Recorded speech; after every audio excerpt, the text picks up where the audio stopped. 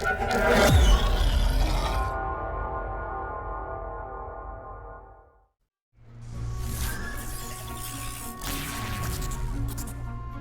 everyone and welcome to a new Dauntless video.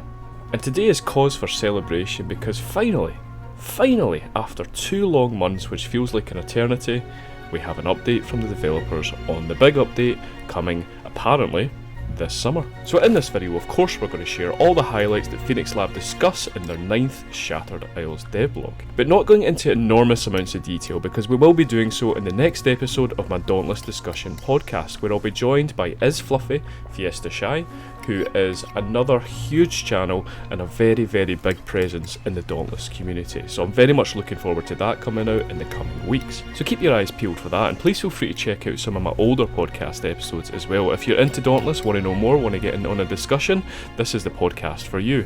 If you are new to the channel, please feel free to like and subscribe. But now, let's get started.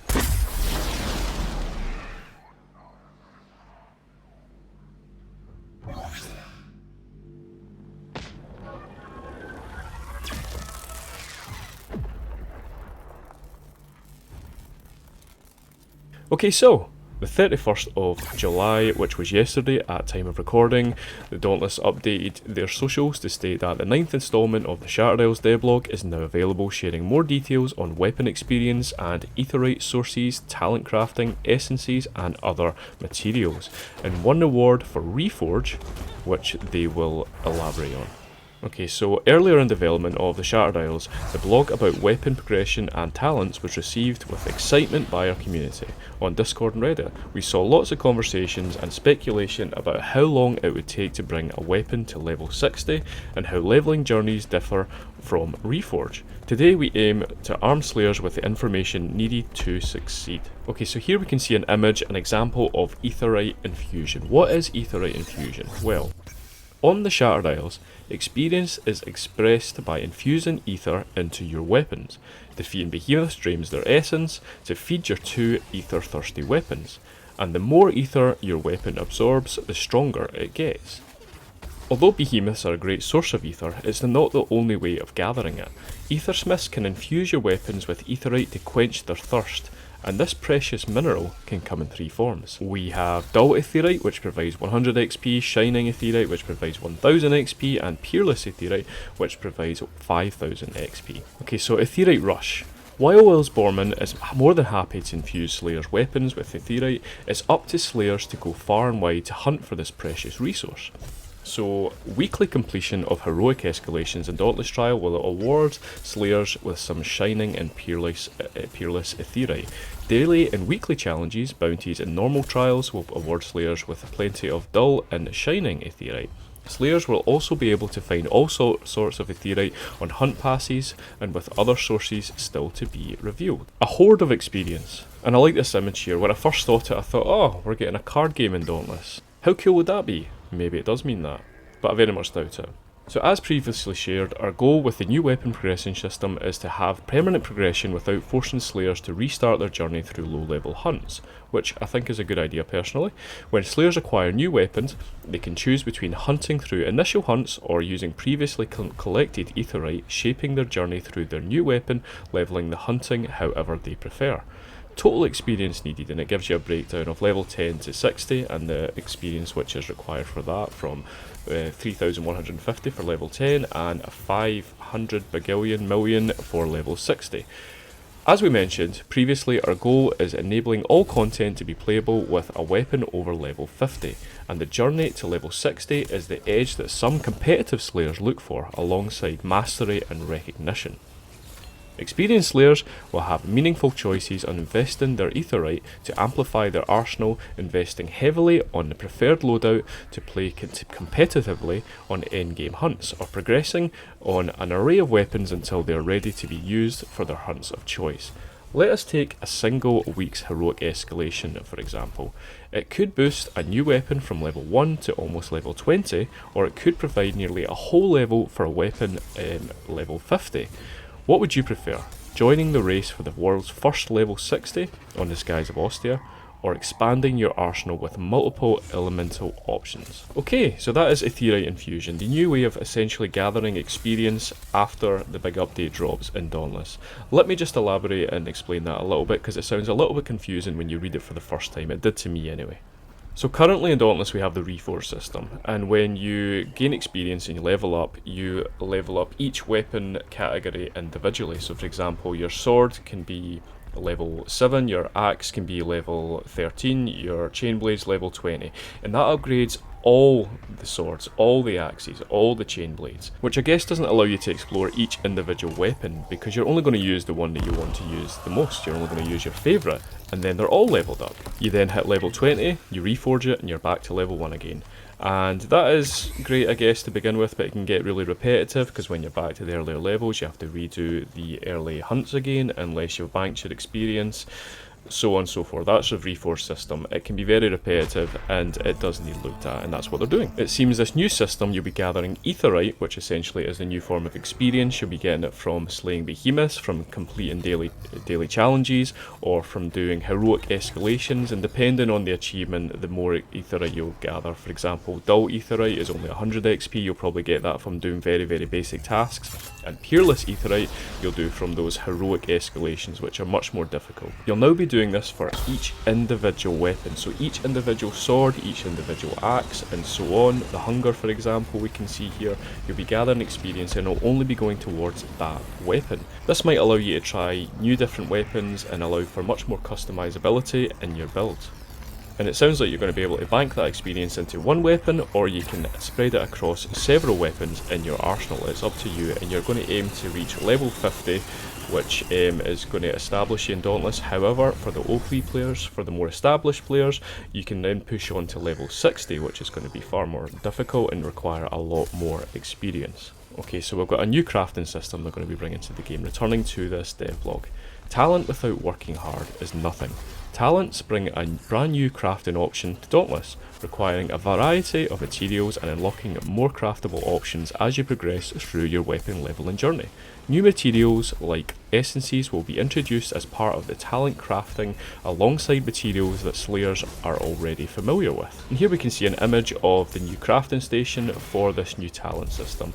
The new UI is looking really good, I have to say, and it also matches that leak we got from Kazakh about the new pet system coming, which makes me think that this new pet system is 100% guaranteed, because it's the exact same UI. Looking very sleek, very modern, I like it. Aethersmiths develop a way of distilling the ether extracted from multiple behemoth parts into essences aligned with the 6 primary buffs.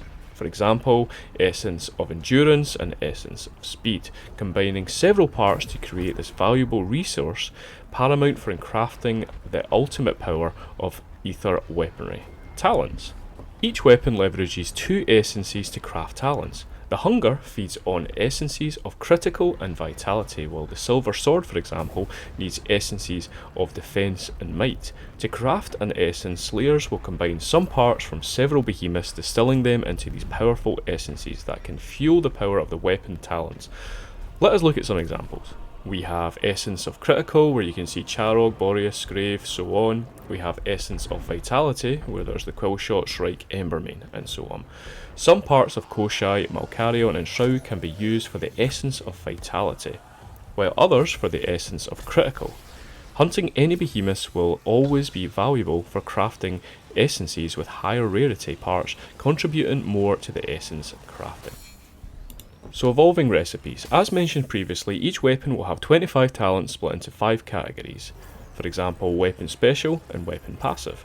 With 5 options each, slayers can craft 1 talent in each category when that weapon reaches level 10, and additional talents in each category at level 20, 30, 40 and 50.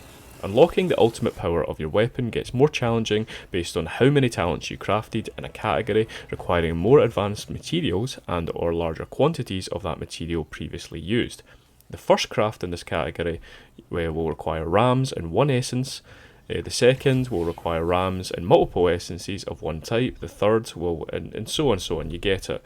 All the way up to the 5th craft in the category, which will require rams, multiple essences of 1 type, an escalation, trials, a gauntlet, and the legends. Slayers will collect materials from several hunts to amplify their arsenal and customise their build, but remember, while it's possible to unlock every talent, only 3 talents can be active in each category at a time. Okay, so again, this might sound a little bit overwhelming to most players who are reading this for the first time, but it's actually quite simple.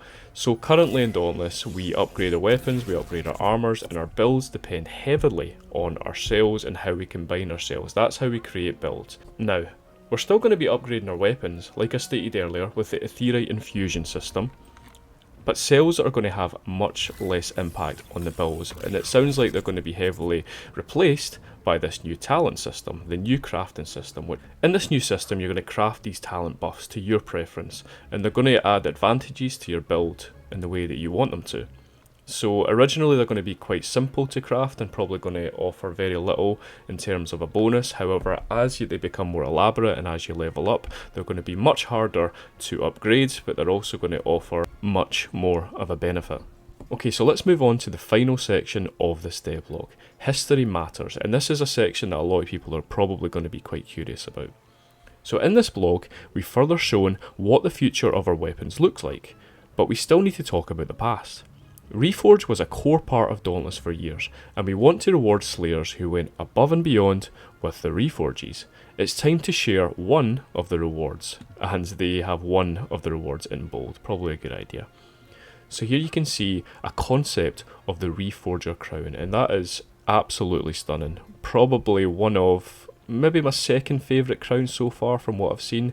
It's very, very nice. I like it a lot. So Slayers that reforged at least once in each of the 7 weapon categories will receive the Reforger crown, a brand new crown released alongside the removal of the Reforge system from Dauntless.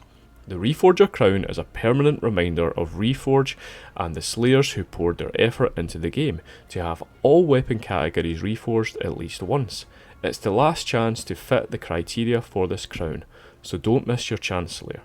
So as I said, it's an absolutely stunning crown.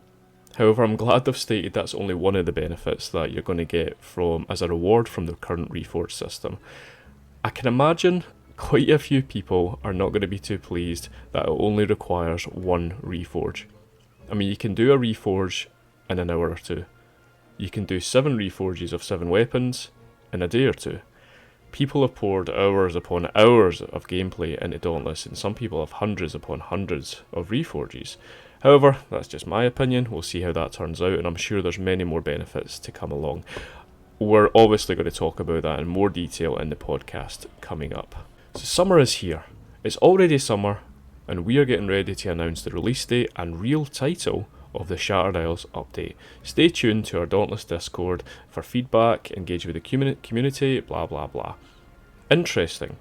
So the real title of this update hasn't actually been announced yet. We've known it as the Shattered Isles update, however it's going to have a new title. They also don't have a release date yet, but it's something that's coming soon. I mean, it is August, technically the update should probably be here by now. However, it's exciting, we know it's coming, we know it's going to have a new title, and there's a lot coming with it. Okay, so, I'd planned on this being about a 3 or 4 minute video, sharing this new devlog.